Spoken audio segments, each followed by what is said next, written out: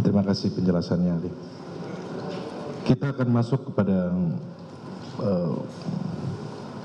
peristiwa bahwa klien saya ya dideskripsikan bahwa Richard Eliezer dibawa pengaruh atau tekanan dari Verdi Sambo.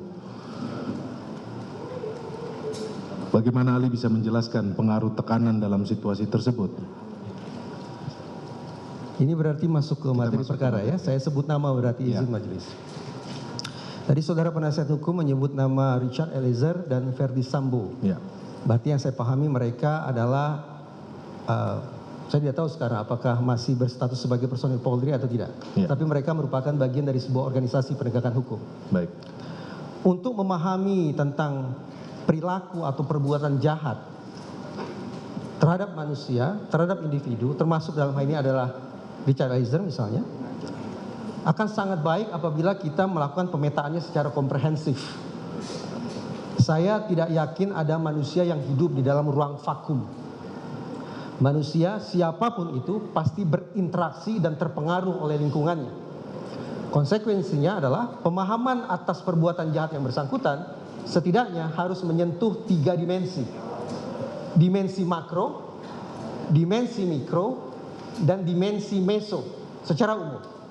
Dimensi makro bersangkut paut dengan lingkungan sosial, organisasi, perusahaan, atau kelompok yang menjadi tempat bernaungnya individu tersebut. Itu dimensi makro. Dimensi mikro adalah sisi kepribadian spesifik yang ada pada diri individu yang bersangkutan. Sementara dimensi meso adalah terkait dengan interaksi antara satu individu dengan individu yang lain. Dalam konteks ini sebagaimana ditanyakan oleh penasihat hukum, dimensi meso yang dimaksud adalah, saya petakan, interaksi antara Richard Eliezer dengan Verdi Sambo. Itu penjelasan umumnya. Apabila dibutuhkan saya akan elaborasi satu persatu. Baik, saya minta untuk ini pada Ali. Saya mulai dari dimensi makro terlebih dahulu. Makro, ya. Sekali lagi, sepemahaman saya, baik itu Richard Eliezer maupun Verdi Sambo adalah bagian dari institusi kepolisian. Baik. Institusi lembaga penegakan hukum. Di dalam organisasi kepolisian, ada satu instrumen yang sangat vital, yang sangat penting, yang sangat krusial yang harus dimiliki oleh setiap personil. Harus dimiliki oleh setiap personil, yaitu jiwa korsa. Jiwa korsa merupakan sumber stamina, sumber energi, sumber eksistensi bagi setiap insan kepolisian.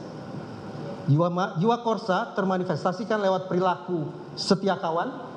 Mereka menggunakan kosakata yang sama, mereka menggunakan cara berpikir yang sama, mereka menunjukkan ketaatan, mereka menunjukkan ketundukan, kepatuhan, keseragaman. Itulah jiwa korsa yang harus dimiliki oleh setiap insan kepolisian. Namun berdasarkan studi, tidak dapat dipungkiri bahwa tempo-tempo ada jiwa korsa yang muncul dalam bentuk yang menyimpang. Inilah yang oleh Profesor Faruk Muhammad disebut sebagai salah satu subkultur menyimpang, yaitu kode senyap atau code of silence.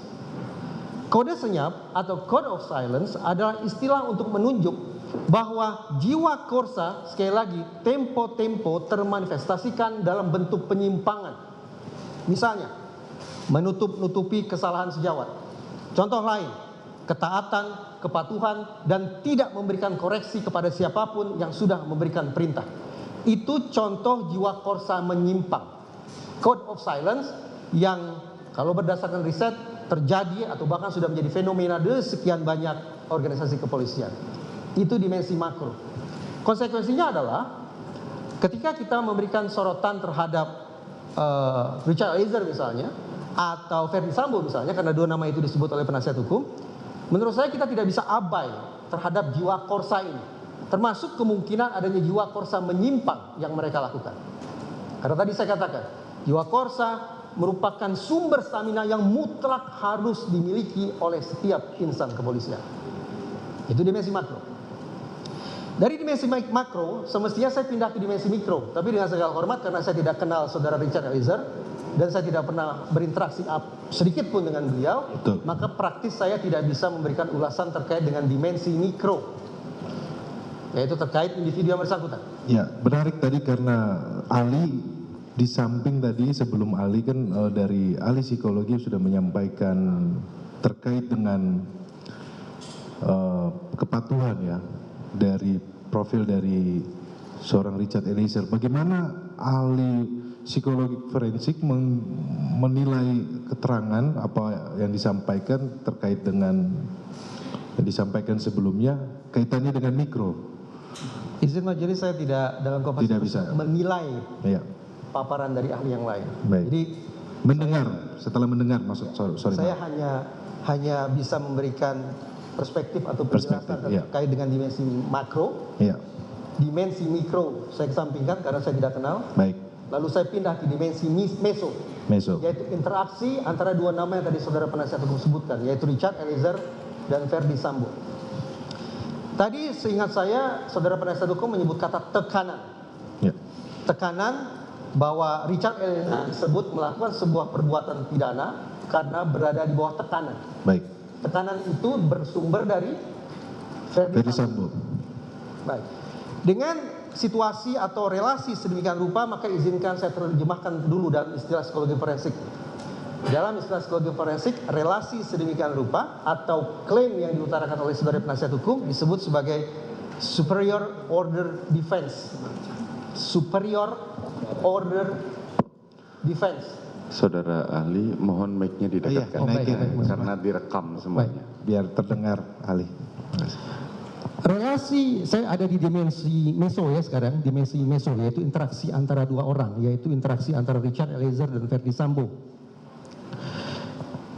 Situasi tekanan yang tadi disebut oleh saudara penasihat hukum di dalam Hazanah Psikologi Forensik saya terjemahkan menjadi superior order defense, yaitu bagaimana seorang pelaku membela dirinya dengan mengklaim bahwa perbuatannya tidak lain tidak bukan adalah akibat adanya sebuah tekanan dari atasan, superior order defense. Tentu saja pada dasarnya setiap pelaku dalam situasi yang sama boleh saja mengutarakan superior order defense itu. Tetapi di dalam Hazanah Psikologi Forensik diperlukan telaah 3 tahap untuk memastikan, untuk meyakinkan apakah klaim tersebut bisa diterima atau tidak bisa diterima. 3 tahap telaah itu, pertama, harus bisa diyakinkan terlebih dahulu apakah tekanan itu sungguh-sungguh ada, berarti objektif ada, ataukah subjektif belaka.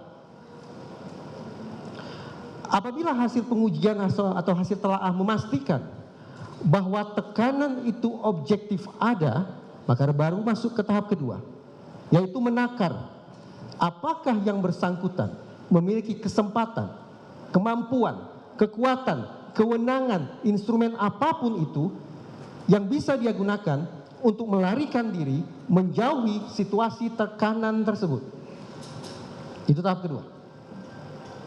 Kalau tahap kedua teryakinkan bahwa yang bersangkutan tidak punya kesempatan, tidak punya kemampuan, tidak punya kewenangan, tidak punya kekuatan atau apapun instrumen lainnya yang memungkinkan yang bersangkutan untuk menjauh dari situasi tekanan tersebut, maka masuk ke tahap pengujian yang ketiga.